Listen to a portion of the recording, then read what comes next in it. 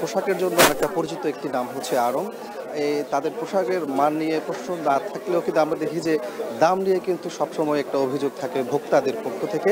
সেই জায়গাতে মূলত ভোক্তা অধিকার সংরক্ষণ অধিদপ্তর এই ২ নম্বর গেট যে আড়ংয়ের আউটলেট রয়েছে সেখানে পরিচালনা করে। এই মুহূর্তে কিন্তু আমরা দেখতে পাচ্ছি ভোক্তা অধিকার সংরক্ষণ অধিদপ্তরের তারা এই আউটলেটে রয়েছেন। তারা আউটলেটের বিভিন্ন পণ্যগুলো দেখছেন। এর মধ্যে তারা কিছু অসঙ্গতি পেয়েছেন। এর মধ্যে আমরা দেখেছি যে শাড়ি, আড়ংয়ের যে শাড়িগুলো এখানে বিক্রি হচ্ছে, কিছু কিছু শাড়ি ৫,০০০ থেকে শুরু করে ৩০,০০০, ৫০,০০০, ৫৮,০০০, ইভেন আমরা দেখেছি এখানে ৬৫,০০০ দামের শাড়ি বিক্রি হচ্ছে। তো সেই কর্মকর্তারা তারা জানতে চেয়েছেন আসলে এত দামে সে যে শাড়ি বিক্রি করা হচ্ছে সেটি উৎপাদন খরচ কত পড়েছে বা এ ধরনের কোনো কাগজপত্র হয়তো তাদের কাছে আছে কিনা।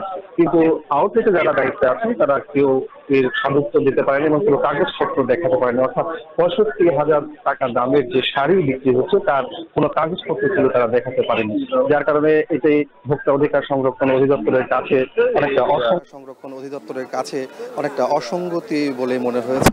সেই জায়গাতে তারা, যদিও এখনো পর্যন্ত কোনো ধরনের জরিমানা করা হয়নি, তবে এখানকার যারা আউটলেটের কর্মকর্তা আছেন তারা একটু সময় চেয়েছেন, অর্থাৎ যথাযথ কাগজগুলো তারা সরবরাহ করবেন এমনটি বলছেন। সেই জন্য আমরা দেখতে পাচ্ছি যে ভোক্তা অধিকার সংরক্ষণ অধিদপ্তরের কর্মকর্তারা অপেক্ষা করছেন এবং অন্যান্য বিষয়গুলো, যে পণ্যগুলো আছে শাড়ি থেকে শুরু করে থ্রি পিস থেকে শুরু করে আদার্স যে পোশাকগুলো রয়েছে সেগুলোও তারা দেখছেন এবং দামগুলো আসলে তারা একটু খুঁটিয়ে খুঁটিয়ে দেখার চেষ্টা করছেন। অর্থাৎ উৎপাদনের সাথে দামের যে একটা সামঞ্জস্যতা সেটি আছে কিনা সেই বিষয়টি মূলত তারা এখানে দেখছেন। তো সবকিছু মিলিয়ে বলা যায় যে এখনো পর্যন্ত আড়ংয়ের এই আউটলেটে অভিযান চলছে এবং যে অসঙ্গতিগুলো তাদের কাছে ধরা পড়েছে সেগুলোর যদি সদুত্তর না পান তাহলে হয়তো জরিমানা করা হবে, এমনটি আমাদেরকে জানিয়েছেন ভোক্তা অধিকার সংরক্ষণ অধিদপ্তরের কর্মকর্তারা।